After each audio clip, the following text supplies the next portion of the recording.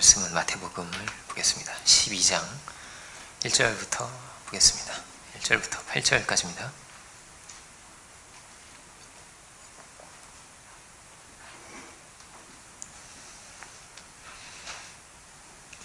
마태복음 12장 1절로 8절까지를 찾으신 줄로 알고 제가 봉독하겠습니다.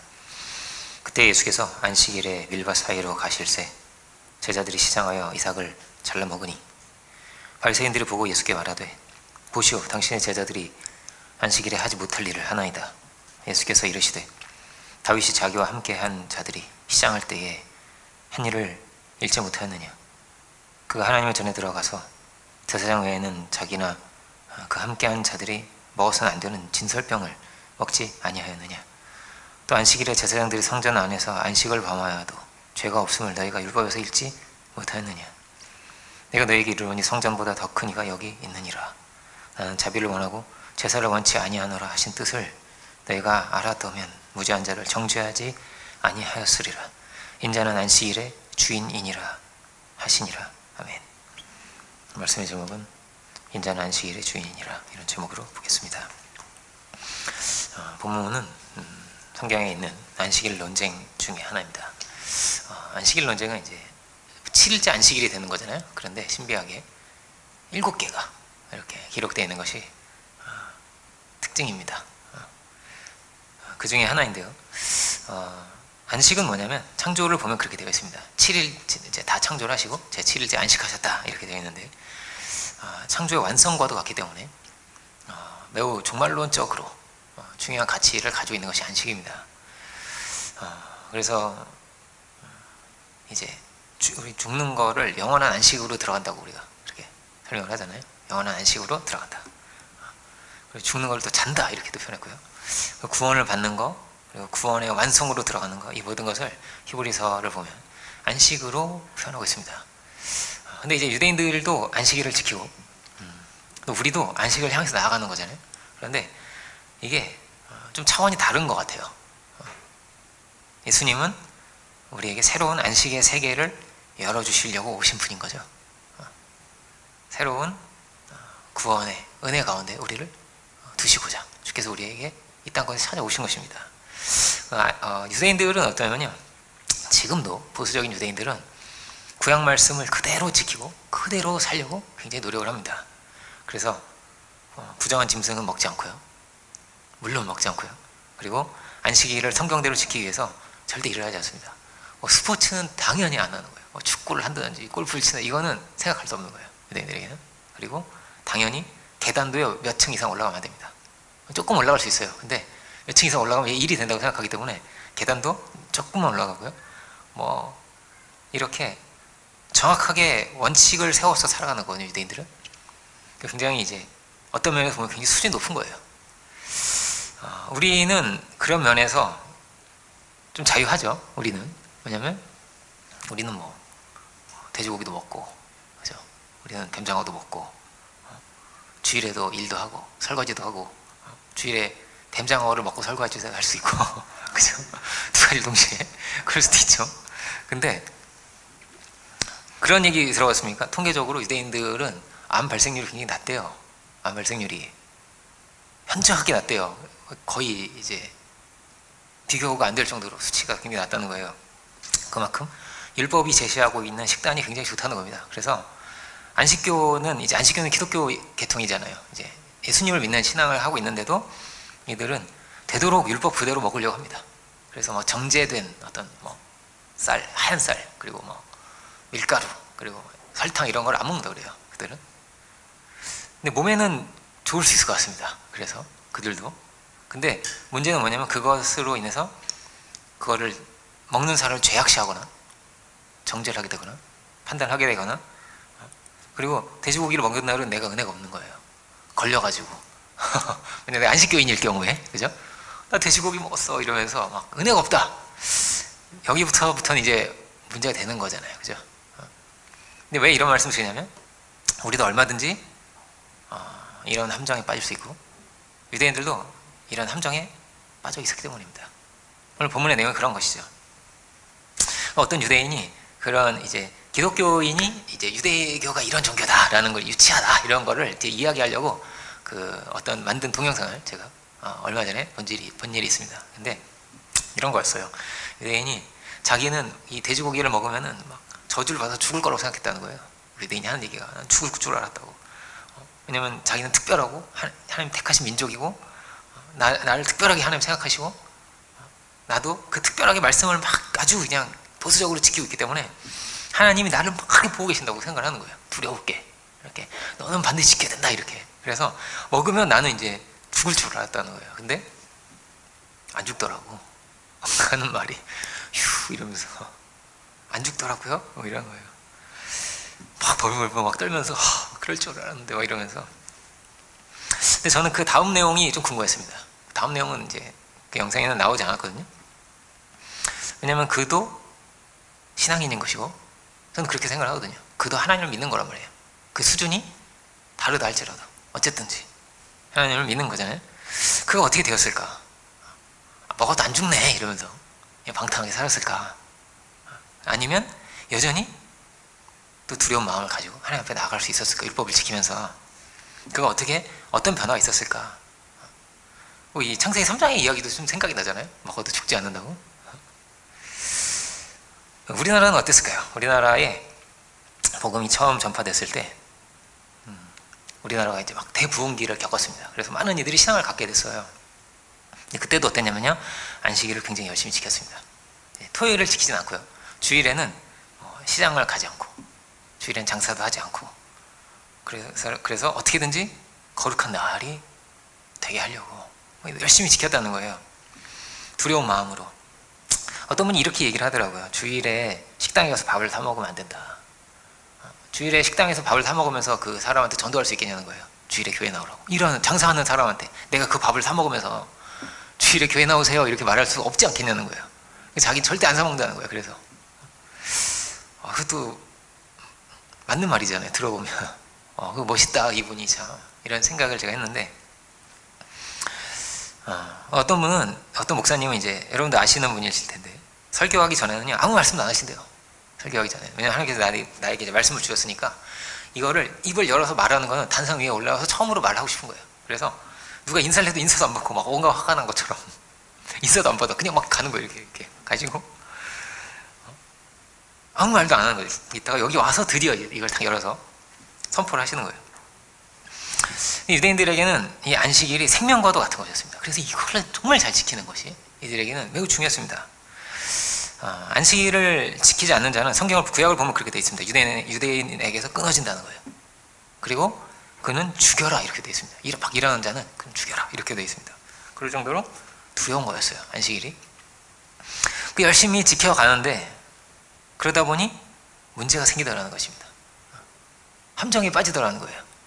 요한복음 5장을 보면 이런 내용이 나옵니다. 여기 다 찾아보진 않겠는데요, 38년째 안진뱅이로 살던 사람이 나옵니다. 그 이야기를 대강 아실 거라고 생각을 합니다. 예수님께서 그를 고쳐주세요. 그를 낫게 하세요. 그리고 이렇게 말씀을 하십니다. 내 자리를 들고 걸어가라. 일어나서 걸어가라. 이렇게 말씀을 하시는데, 그런데 중요한 건 그 다음이 어떻게 이어지냐면요, 그게 안식일이었던 거예요. 안식이었던 것입니다. 그래서 그가 자리를 들고 이렇게 걸어가니까 유대인들이 야, 너 왜 걸어가? 이러는 거예요. 그 앉아 있어야지. 우리가 생각하면 왜요? 나 지금 나섰는데? 이렇게 생각을 할 텐데 유대인들은 너 그걸 걸어가면 안 되잖아. 안식일인데 이런 거예요. 안식일인데 어디까지 너 이렇게 많이 걸어가? 이러는 거예요. 너 거기 계속 있어야지. 유대인들은 몇 킬로 이상, 얼마큼 이상 걸으면 안 되거든요. 안식일에는. 그러면 일이 되는 것이고 안식일을 범하는 것이기 때문에, 깨는 것이기 때문에 걸어가서 안 됐습니다. 근데 이 사람은 진짜 성경에 다행히 그런 사람은 없어요. 왜 나 낫겠냐고 안식일에 다시 도로 바꿔내라고 이런 사람은 없어. 다행히 다시 병들게 해라고 이런 사람은 없더라고요. 근데 이 사람은 38년째 안진뱅이로 산 거예요. 얼마나 힘든 삶이에요. 그게 너무나 힘든 삶이었는데 가장 큰 은혜를 입은 거죠. 예수님을 드디어 만났고 드디어 이제 그 병에서부터 자유함을 얻어서 안식을 얻게 된 거란 말이에요. 그 고통 가운데서 저주 같은 정죄 속에서, 저주 속에서 드디어 풀려나서 해방이 돼서 그가 자유함을 얻게 된 것입니다. 그런데 축하해 주는 게 아닌 거예요. 축하해주고 함께 기뻐해주고 이런 것이 아니라 정죄를 하는 거죠. 너 왜 걸어? 너 왜 이렇게 많이 걸어? 나오면 나섰지? 그래 걸으면 돼? 이렇게. 그래서 가족들과 함께 막 기뻐하고 싶지 않겠어요? 이 사람은 나서가지고. 근데 그럴 수도 없는 거예요. 그러니까 이들은 엄청난 은혜가 임했는데 이런 은혜를 유대교는 못 주는 겁니다. 못 주는 겁니다.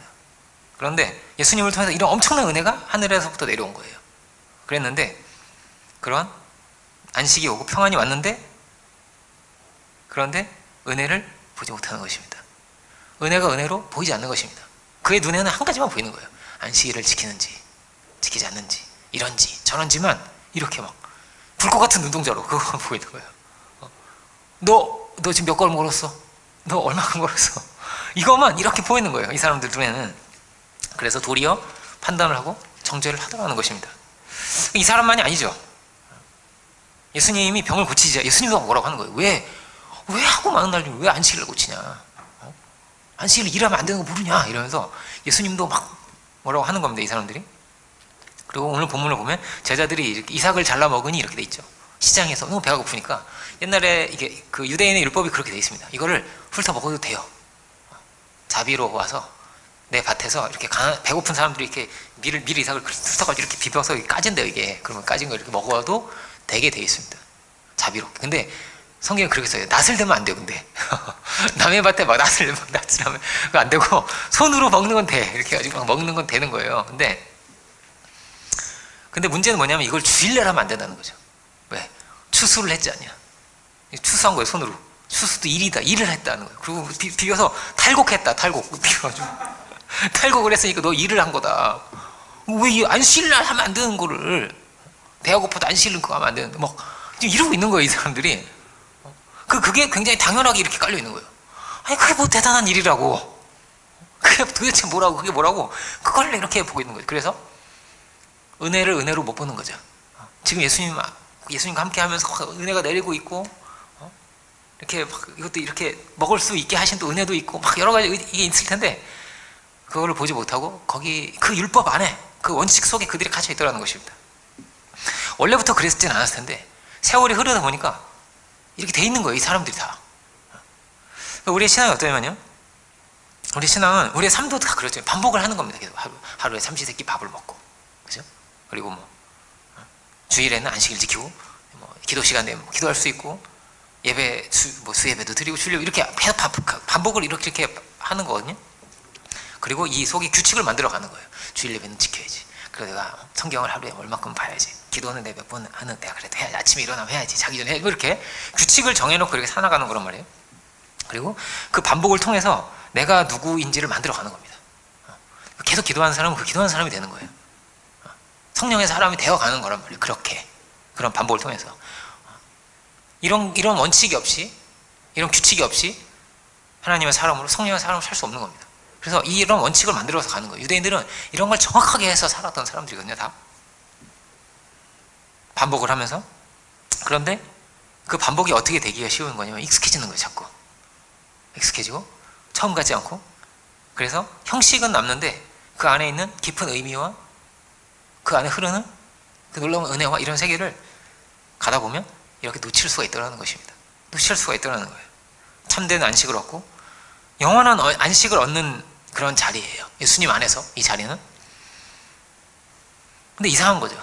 지금 안식 얻고 있어요. 예수님 안에서 안식을 얻고 있는데 안식일 지켜야 돼 이렇게 말한다는 거예요. 안식을 해야지. 안식해야지. 나 지금 예수님 은혜 안에서 안식 얻고 있는데요. 이런 거예요 지금. 아니야 그건 안식이 아니야. 뭐 이러고 있는 거죠 지금. 그 비유를 하자면 이런 겁니다. 죽는 게 이제 영원한 안식으로 들어가는 거예요. 죽는 것도 영원한 안식이 들어가는 거거든요. 근데 마치 이런 거예요. 너 죽으면 안 돼. 그거 건너가는 것도 일이잖아. 이러면서 그 일은 하면 안 되지. 그러니까 안식일 다음날 죽든지. 말이 안 되는 거잖아요. 지금 이 자리는 주님을 만나서 거듭나는 자리입니다. 영원한 안식으로 들어가는 자리입니다. 이 자리가. 근데 그 자리에서도 이들은 그 은혜가 보이지 않기 때문에 이러고 있는 거예요. 제가 이제 어린이날에 저희가 어떤 일이 생겼냐면 저희 이제 아시는 분도 아시겠지만 어린이날에 저희가 보영이를 1시간 동안 잃어버렸습니다. 1시간 동안.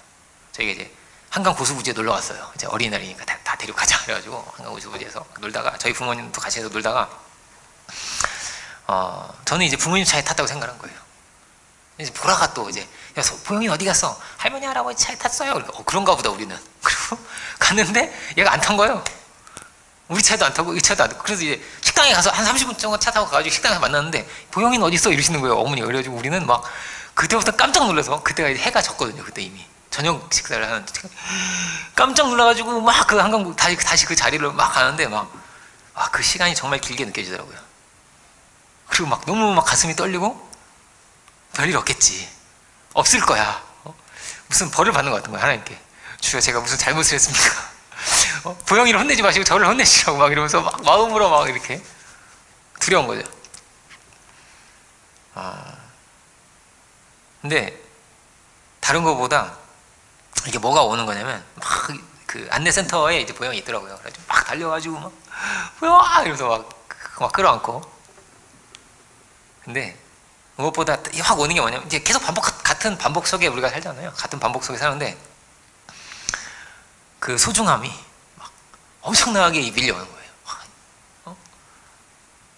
야 이렇게 귀한 막 딸이 이렇게 평소에 이렇게 아이고 귀하다 아이고 예쁘다 이러진 않잖아요. 계속 그럴 수는 없잖아요. 근데 그게 이렇게 오는 거예요. 새롭게 오는 거예요. 그때 정말 이렇게 귀하구나, 이렇게 소중하지, 이런 게 더 이렇게 밀려왔던 것 같아요. 그러니까 우리는 이게 마치 저는 중력에 많이 비유를 하는데 오늘은 조금 중력을 다르게 비유해서 보겠습니다. 그러니까 우리가 중력 가운데 있잖아요. 근데 이 중력의 소중함은 우리는 사실 잘 모릅니다. 중력의 소중함을 느끼는 사람들이 어떤 사람들이냐면 그 우주 비행사들이잖아요. 우주 비행사들은 중력이 얼마나 소중한지를 안다는 거예요. 그래서 우주에 오래 못 살아요. 6개월 이상 살 수 없어요. 왜냐면 몸이 막 다 망가져요. 계속 이 산에 너무너무 힘들고 어려운 일이에요. 그래서 여기 딱 내려오면 몸이 확 중력이 자기를 확 누르니까, 업다가 확 누르니까 너무너무 힘든 거예요. 이게 걷기도 힘들고. 근데 이게 너무나 고마운 거예요. 왜냐면 중력이 없으면 내 몸이 다 망가진다는 걸 이 사람들이 알거든요. 거기서 운동도 하고 하는데 그래도 6개월에 한 번은 내려오지 않으면, 한참 동안 쉬지 않으면 다시 올라갈 수 없는 거예요. 한 6개월은 또 쉬어야 되는 거예요. 이렇게 반년씩 왔다 갔다 이렇게 하시더라고요. 근데 우리는 어떠냐면요, 우리는 중력이 굉장히 힘듭니다. 왜 서 있으면 앉고 싶은지 아세요? 중력 때문이에요. 왜 앉아있으면 왜 눕고 싶은지 아세요? 중력 때문이에요. 오만 개 다 왜 무거운지 압니까? 짐이 막 무겁잖아. 무거워. 중력이 없으면 얼마나 가볍겠어요. 그죠? 근데 이거랑 우리는 싸우면서 사는 거라. 싸우는 거예요. 이거랑 싸우는데 힘듭니다. 힘들죠. 그런데 사실은 뭐냐면 이게 굉장히 고마운 거라는 거예요. 이게 있어야 된다는 거예요. 율법은 어떠냐면, 율법이 그렇습니다. 율법은 어떠냐면요, 우리를 계속 쫓아옵니다.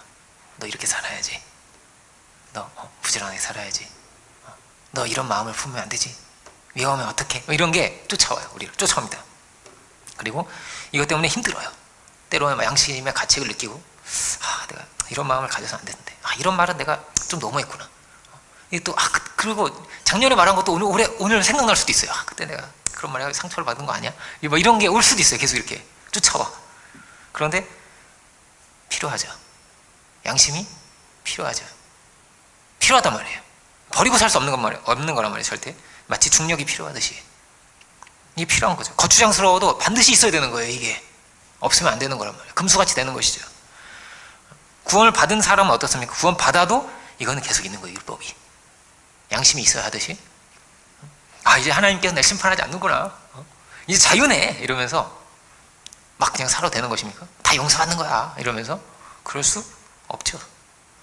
마치 중력에 우리가 계속 잡혀서 사는 것처럼 우리는 율법에 잡히고 양심에 잡혀서 살아야 되는 거예요. 계속 그렇게 살아야 되는 것입니다.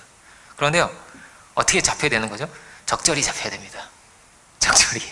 적절하게 잡혀야 되는 것이죠. 수고하고 무거운 짐을 계속 지고 갈 수는 없는 거죠. 그렇죠? 이렇게 두려운 마음으로 율법을 지켜가면서 신앙의 양심을 지키면서 살아가게 될 때 또 어떻게 되냐면 거룩한 주일이 되는 것처럼, 하나님을 만날 수 있는 것처럼 마치 그런 것입니다. 그리고 그렇게 이렇게 원칙을 지키고 원칙대로 이렇게 살아가려고 막 이렇게 할 때가 한국 교회가 제일 부흥할 때였어요. 그러니까 오늘 말씀은 어떤 거죠? 원칙을 깨뜨려 이런 건 절대 아닌 거예요. 절대 아닙니다. 예수님께서 마치 안식일을 그걸 막 지키려고 하는 사람들의 이런 마음을 다 깨뜨려 버리고 이런 거가 아닌 거예요. 이건 있지만 이것도 있느니라를 말씀하시는 거잖아요. 이것도 있느니라 이렇게 말씀을 하시는 거거든요. 옛날에는 저희 부모님도 그러셨거든요. 제가 이제 학교에 그 교회 갈 때 새 돈을 꼭 주셨어요. 새 돈을 1,000원짜리도 어디서 빳빳한 돈을 어디서 구해오시는지 꼭 그걸 주셨어요. 이렇게 이걸로 헌금을 하라고. 1,000원짜리든 5,000원짜리든 10,000원짜리든 꼭 이렇게 빳빳한 거를 어디서 이렇게 새 돈을 꼭 바꿔오세요. 은행 그거 얼마나 귀찮아요. 은행 가가지고 새 돈 주세요. 이렇게 바꾸는 게. 근데 꼭 그렇게 새 돈을 주셨어요. 저에게. 요즘은 계좌이체라는데 새 돈 카드로 막 결제하는데 요즘은 그죠? 요즘 그런 시대가 아니지 않습니까? 근데요, 그래도 할 수 있으면요, 그게 또 귀한 거예요. 할 수 있으면 그게 필요한 겁니다. 그런 과정을 통해서 거기에 우리 돈 똑같은데, 그죠? 어차피 은행 들어가는 거 아니에요. 또 받아가지고 은행 들어가는 건데 그런 과정을 통해서 여기에 우리의 마음을 담는 거죠. 그러니까 이게 새 돈 바꾸기 위해서가 아니라 이것이 목적이 있다는 것입니다. 이 목적을 마가복음은 뭐라고 말하냐면 제가 한번 읽어볼게요. 마가복음 2장 27절인데 같은 내용인데 마가복음에만 들어가 있는 구절이 있는데 이렇게 되어 있습니다.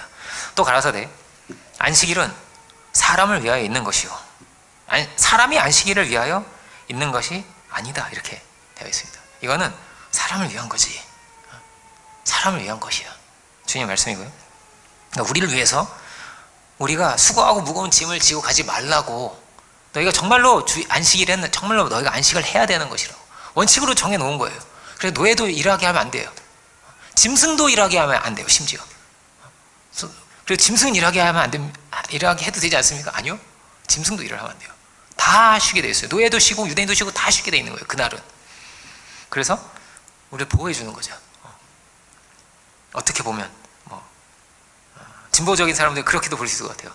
노동자도 쉴 수 있는 거구나. 이렇게 최소한의 뭘 지켜주는 거, 보호해 주는 거잖아요. 이렇게 보호해 주는 거잖아요. 마치 그런 것처럼 짐을 지고 수고하고 무거운 짐을 지는 삶을 자유케 하는 거죠. 이 시간만큼은, 이때만큼은 하나님 바라보고, 이때만큼은 너의 짐을 내려놓고 일도 내려놓고 하나님을 바라보라, 은혜를 바라보라는 거죠.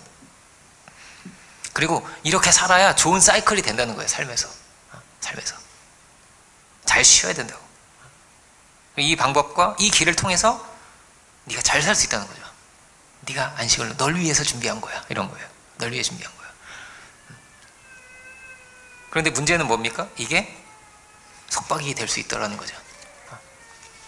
이것 때문에 정죄할 수 있다는 거죠. 이것으로 인해서 무거워질 수 있다는 거죠. 그러니까 언제 안식이 되는 것입니까? 일을 안 해야 돼요. 일을 안 하는 게 있고요. 그 다음에 뭐냐면 마음으로 전심으로 은혜를 구하고 은혜 안에서 정말 쉬어야 돼요. 은혜 안에서 일을 안 하는 게 1번 있고요. 그 다음에 뭐냐면 은혜를 구해야 되는 거예요. 이 두 가지가 함께 만나는 시간인 거예요. 안식일은. 그죠? 일만 안 하는 게 아니죠. 그래서 율법은 어떻게 되어 있냐면은 출애굽기 31장이나 신명기 5장을 보면 뭐냐면 거룩하게 지켜야 되는 것이고, 그래서 뭐냐면 구원의 하나님을 기억하는 날인 거예요. 구원의 하나님을 기억하여라. 율법이 그렇게 기록하고 있습니다. 그러면 일을 안 하고 구원의 은혜를 기억하는 날인데, 구원은 뭐죠? 구원은 하나님이 하신 겁니다. 내가 기준 세워서 받은 게 아니에요. 구원은 하나님이 나를 구원하신 겁니다. 은혜로 구원하신 겁니다. 어떤 사람은 이 죄가 이렇게 많고 태산같이 많은 죄도 주님이 용서하신 거고, 주님이 강도 같은 자를 할지라도 그를 용서하시고 그를 받아주신 거죠. 그죠? 그러니까 뭐냐면 오직 은혜예요. 구원은 은혜입니다. 그래서 다 내려놓고 은혜를 구하는 겁니다. 이게 굉장히 중요했던 거예요. 그러니까 유대인들은 근데 여기서 뭔가 문제가 생긴 거죠. 뭐냐면 은혜를 구해야 되는데 계속 뭐냐면 첫 번째 뭐라고 안 하는 거죠. 일을 안 하는 거. 그러면 두 번째 은혜를 구하는 거죠. 근데 너무 1번만 있는 거예요. 안 하는 거. 일 안 해야 돼. 일 안 해야 되는 거야. 너 하는 거 아니야? 너 지금 또 하는 거 아니야? 그걸 계속 감시를 하고 있는 거예요. 일을 안 하면서 훨씬 더 중요한 게 뭐냐면 구원의 은혜에 빠져들고 안식을 누리고 이게 막 그렇게 해야 되는데 감시를 계속 하고 있는, 그러니까 일을 하고 있는, 감시하는 일을 하고 있는 거란 말이에요. 그러니까 뭐죠? 쉴 수 없는 거예요. 이 사람들은 쉬는 사람들이 아닌 거예요. 은혜를 구할 수가 없는 거예요. 그거 계속 감시하고 있기 때문에. 그거 훑어먹는데 그거? 고치시면 어떡합니까 예수님? 이러면서 아니 그 은혜 받으시면 되는데 그걸 이렇게 보고 있는 거예요. 그러니까 하나님이 그런 분입니까? 너 훑어먹지 마. 하나님이 그런 분이신 게 아니잖아요. 하나님이. 그런데 유대인들이 그렇게 살더라는 것입니다. 마음속에 시행세칙이 딱 정해져 있어요. 시행세칙을 딱 정해놓고 그걸 가지고 계속 이렇게 정죄를 하고 있는 거죠. 쉬지 못하면 어떻게 되겠어요, 사람이? 쉬지 못하면 사람 망가지거든요. 그렇게 되어 있거든요. 인체가 그렇게 되어 있어요. 인체도. 이 사람들이 어떻게 되어 있냐? 이렇게 망가지게 되어 있다는 것입니다. 망가져 있더라는 것입니다. 이렇게. 그래서 쉬지 못하는 자가 되어서 끊임없이 참소하고 끊임없이 정죄하는 자가 되어 있더라는 거죠. 이들이. 자기도 쉬지 못하고 그러면 다른 사람도 쉬지 못하게 하겠죠. 그죠? 그래서 쉬는 사람, 안식을 누리고 은혜를 누리는 사람들을 괴롭히더라는 거예요. 훑어먹으면 어떡합니까? 굳히면 어떡합니까? 이러면서 왜 자리를 들고 걸어갑니까? 마태복음은 뭐라고 말하냐면요, 오늘 본문에는 예수님께서 뭐라고 말씀하시냐면 이렇게 되어 있습니다. 7절이죠. 12장 7절 보면 이렇게 말씀하십니다.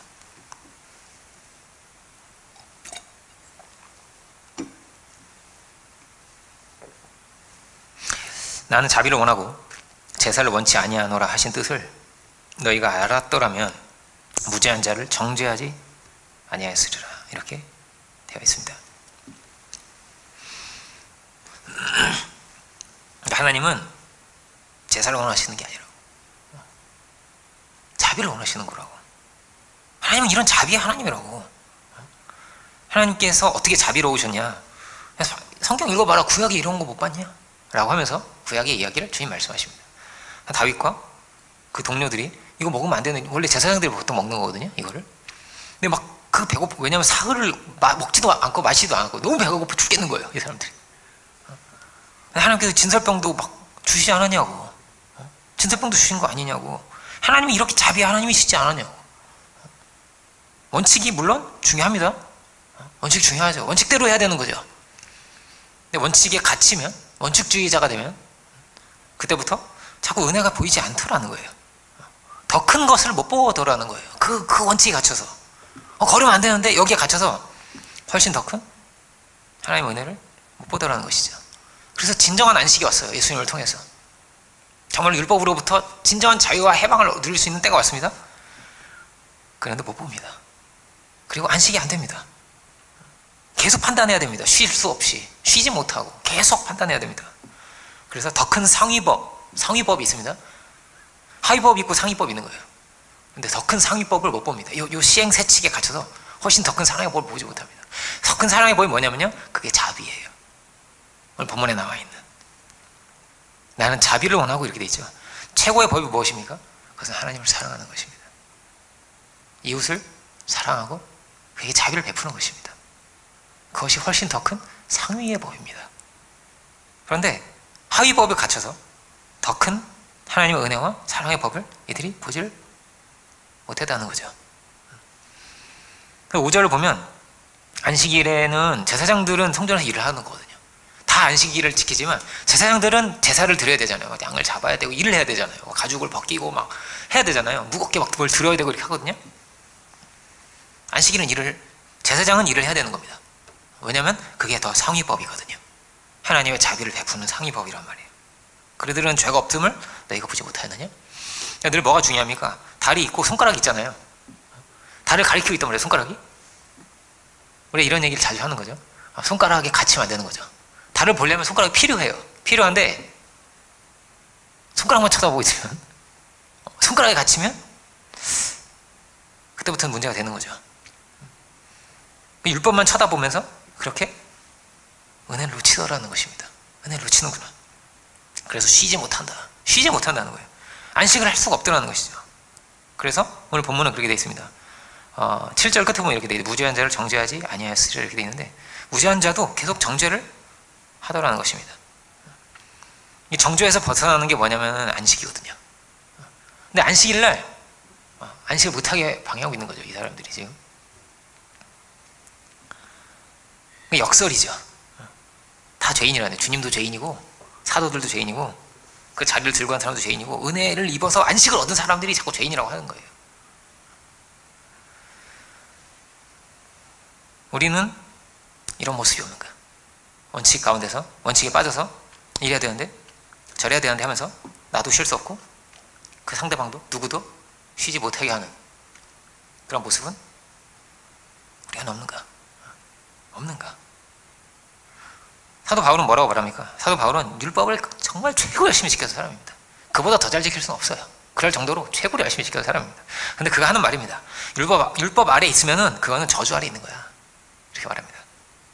왜냐면은 그걸 지켜서 완전히 지킬 수도 없고 그걸 지켜서 올려오려고 하면은 절대 다 못 지키기 때문에 죽어라고 고생해도 죽어라고 해도 안 될 거기 때문에 그건 저주 아래 있는 것이지. 그 자기도 못 매는 멍에를 다른 사람한테 절대 메우면 안 되는 것이지. 이건 갈라디아서에 나오고요. 왜 유대인이랑 똑같이 살지도 않으면서 멍에를 메우려고 하냐고. 율법은 어떻게 필요한 것입니까? 손가락과 같다고 했어요. 은혜를 발견하는데 필요합니다. 우리가 심판을 알지 못하고 구원을 알 수가 없습니다. 율법을 모르고 구원을 알 수 있는 길이 없습니다. 그리고 우리도 원칙이 필요합니다. 원칙 없이는 절대 살 수가 없습니다. 그렇지만 이 원칙이 우리를 죽이는 것이 될 수 없고 우리를 속박하는 것이 될 수 없는 거죠. 구약에 그런 말씀이 있어요. 어미의 젖으로 새끼를 삼지 말아라. 이런 얘기 들어봤습니까? 젖을 짜요. 이렇게 젖을 짜는데 그 젖에 새끼를 이렇게 삶아서 먹으면 안 된다요. 절대. 젖이 율법이거든요. 젖은 단단한 식물이라면 복음이 어릴 때는요 키워야 돼요. 원칙을 정해주고 일찍 일어나야 돼. 뭐 이러고 그럼 이제 반찬 투정하면 안 돼. 뭐 이렇게 해야 된단 말이에요. 해야 돼요. 근데 사랑이어야죠. 다 그죠? 죽을 수 없는 거란 말이에요. 그렇게는 절대 죽어서는 안 돼. 이런 거예요. 하나님 마음이 은혜로 나오게 해야지. 이런 거란 말이에요. 하나님 마음이. 그러니까 마귀는 어떤 존재냐면요 끊임없이 참소합니다. 여러분도 참소할 겁니다. 끊임없이 이건 이래야 되잖아. 전 저래야 되잖아. 멈추지 않을 것입니다. 그래서 안식할 수 없게 할 것입니다. 왜냐하면 마귀는 안식할 수 없거든요. 자기도 안식할 수 없어요. 그래서 여러분을 쉬지 못하게 할 것입니다. 마치 사울이 악신에 들려서 쉬지 못하는 것처럼 어떻게든 정죄하고 어떻게든 쉬지 못하게 하려고 할 것입니다. 물론 우리가 율법은 계속 있습니다. 십계명이 계속 있습니다. 우리는 율법을 벌 수는 없는 것입니다. 계속 우리가 중력 안에 살듯이 있는 거예요. 계속 있는 것입니다. 그런 영화 있잖아요. 그 배트맨이라는 영화 있잖아요. 거기 보면 악당이 나옵니다. 이상하게 생긴 막 얼굴에 막 화장을 하고 막 입이 막 이렇게 돼 있는 그런 화장을 한 악당이 나오는데 그 무질서 그냥 케오스인 거죠. 그 사람 자체가 그죠? 악마 같은 거란 말이에요. 그렇게 무질서가 되면 그렇게 되는 거예요. 근데 그 반대편에 뭐가 있습니까? 질서가 있는 거죠. 그런데요 바리새인처럼은 될 수 없는 겁니다. 우리는 그죠? 바리새인처럼은 돼서 안 되는 것입니다. 그렇게 되면 그거는 저주와도 같다. 하나하나 사도 바울의 삶을 짚어보면 어떨까요? 사도 바울은 바리새인이었고 정말 열심히 율법을 지켜왔던 사람이었습니다. 사도 바울은 돼지고기를 먹었을까요? 모르겠습니다. 근데 성경에 그렇게 써 있습니다. 내 율법 없는 자에게 율법 없는 자와 같이도 됐지. 이렇게 써 있어요. 그럼 돼지고기도 먹었을까 혹시? 근데 만일 그 당시에 유대인이 알았다면 깜짝 놀랄 수 있어요. 그리고 성경에는 그런 우리로 볼게요. 우리로 이렇게 해서 보면 성경에 만약에 예수님이 어떻게 하죠? 이렇게 가나의 혼인잔치에서 그 물을 포도주로 바꾸시죠. 유대인들은 포도주를 그냥 대중적으로 마셨어요.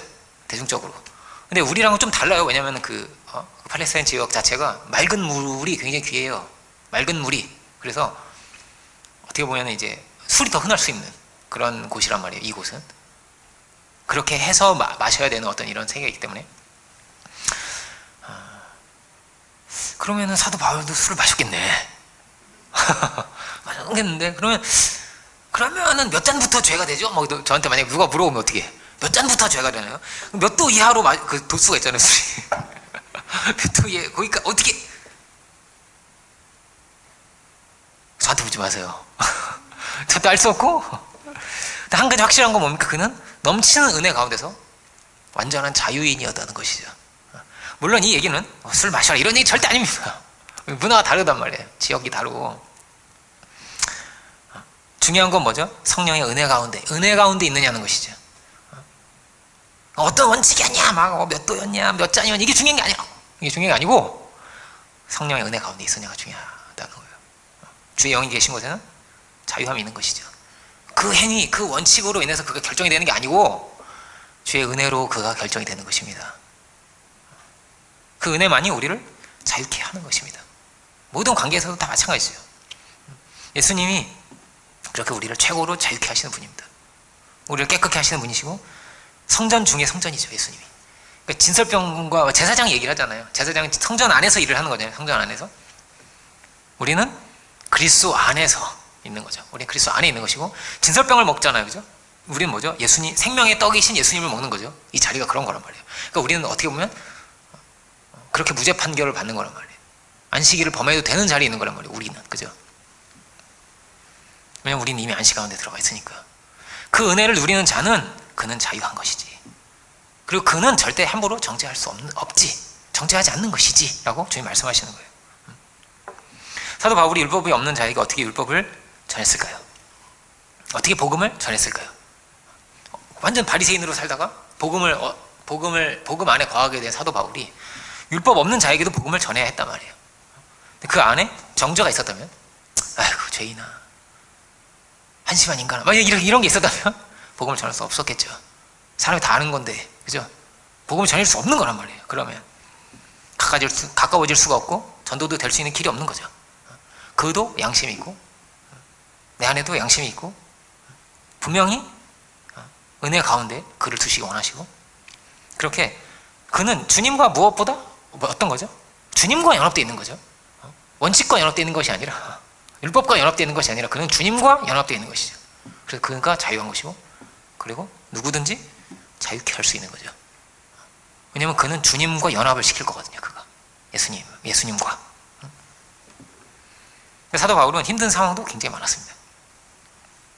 사도 바울을 정죄하는 사람도 있습니다.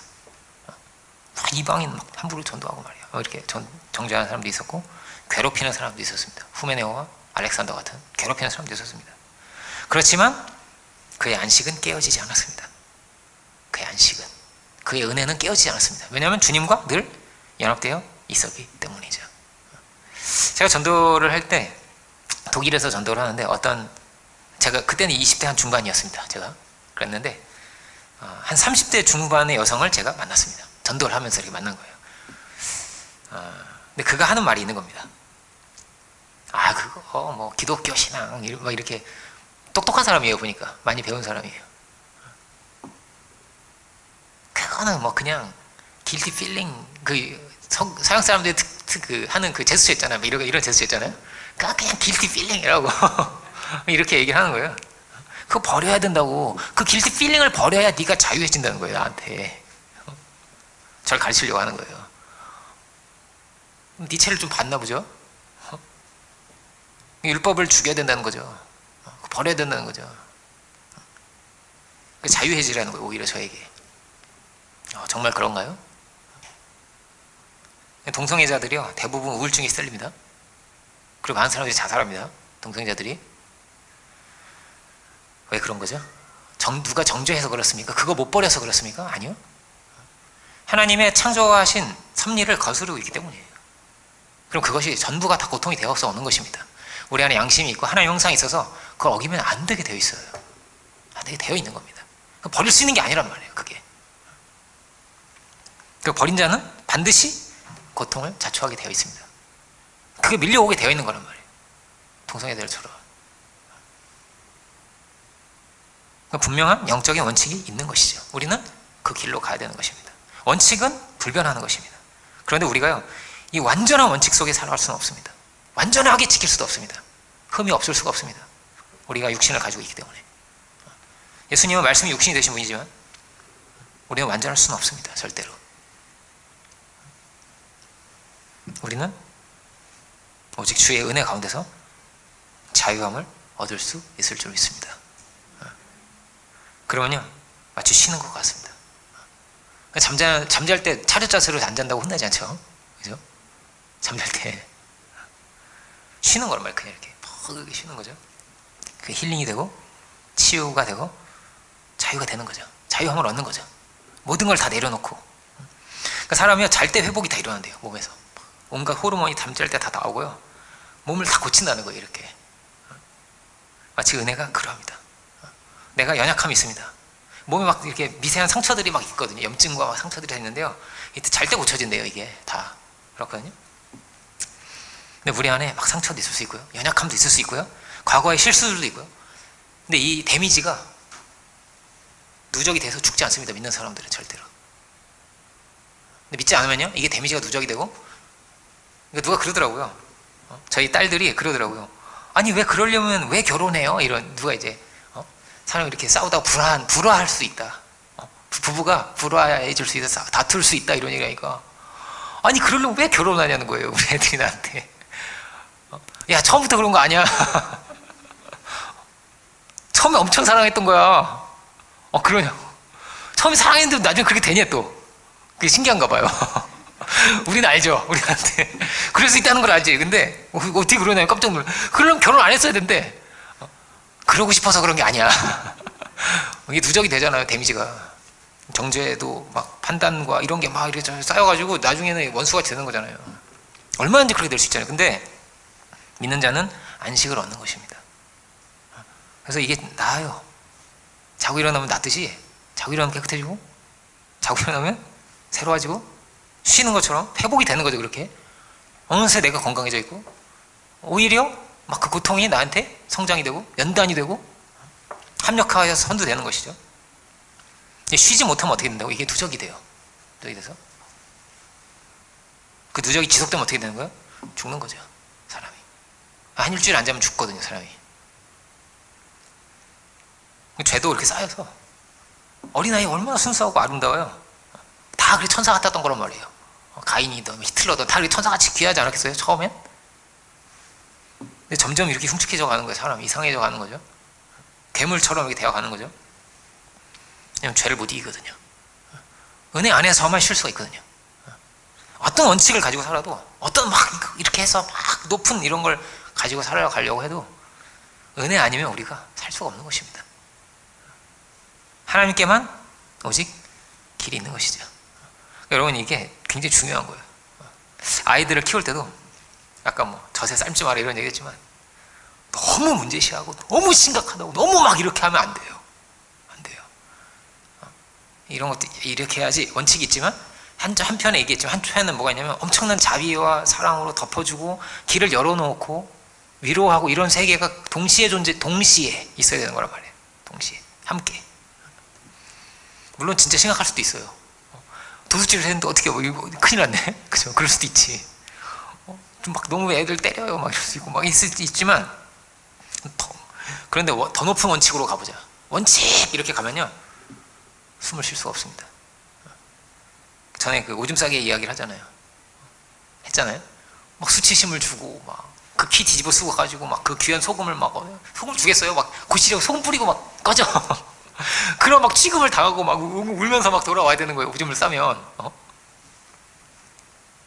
우리는 그럴 수 없죠. 너 이놈 혼나라 막 이럴 수 없단 말이에요. 사랑으로 덮어주고 이불도 빨아주고, 싸면 어떡하니 하지만 넘치는 은혜로 덮어주고 위로해 줄 수 있어야 되는 거잖아요. 기독교 역사를 보면 어떠냐면요,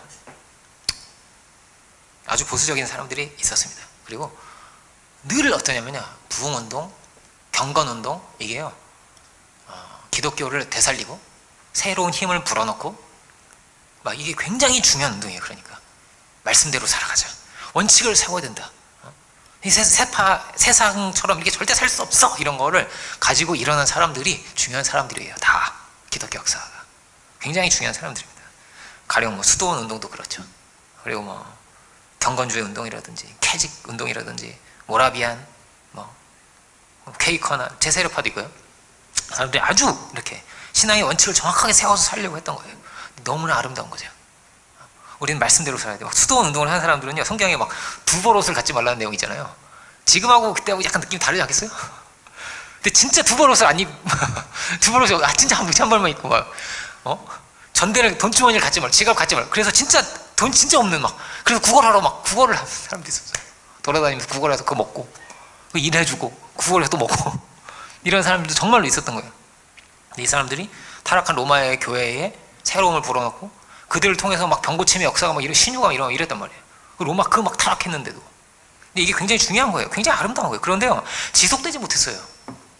이렇게 세워졌다가 또 무너지고 세워졌다가 또 무너지고 대개는 100년을 잘 안 가고 몇백 년도 잘 못 가는 거예요. 자꾸 이렇게 또 이렇게 무너져가고 이 귀한 건데 왜 이럴까?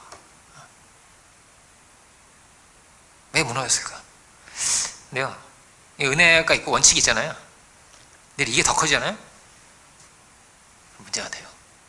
그런 것 같아요. 안식이 안 되거든요. 이게 막 커지면요 여기서 안식이 안 되거든요. 안식이 안 되면 재창조가 안 돼. 새로운 힘을 얻어서 못 가요. 그리고 여기에 눌려요. 이렇게 이게 다 짐이 돼요. 어느 순간은 짐이 되는 거란 말이에요. 늘 손가락이 되어야죠. 그래서 그럼에도 불구하고 너는 귀하지. 그럼에도 불구하고 넌 이렇게 소중하지. 이게 늘 더 큰 원칙이 되어야 하는 것이죠. 그러니까 우리가 원칙이 있어야 됩니다. 그래야 붕해요. 근데 유연해야 됩니다. 부드러워야 됩니다. 그에 못지않은 그보다 더한 큰 은혜와 사랑이 필요합니다. 그래서 보수적이고 원칙적일수록 어떠냐면요 어떤 면에서 위험하냐면 지적을 잘할 수 있어요. 이거 이래야 되는 거 아니야? 영국에 아주 이제 로이 존스라고 하는 엄청난 목사이면서 신학자가 있습니다. 우리나라 목회자들은 그 사람 책을 정말 많이 읽고 사랑했어요. 그리고 또 한 명의 위대한 사람이 있죠. 존 스토트라고 하는 아주 위대한 신학자가 있습니다.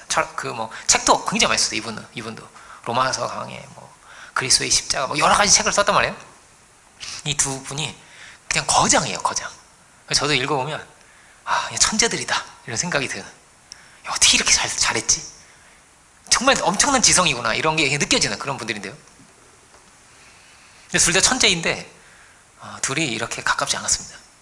로이 존스가 존 스토트를 굉장히 괴롭혔어요. 괴롭히는 거예요. 넌 가짜야. 합심했으면 너무 좋았을 텐데 로이 존스는 유연하지 않았습니다. 막 비판하는 거예요.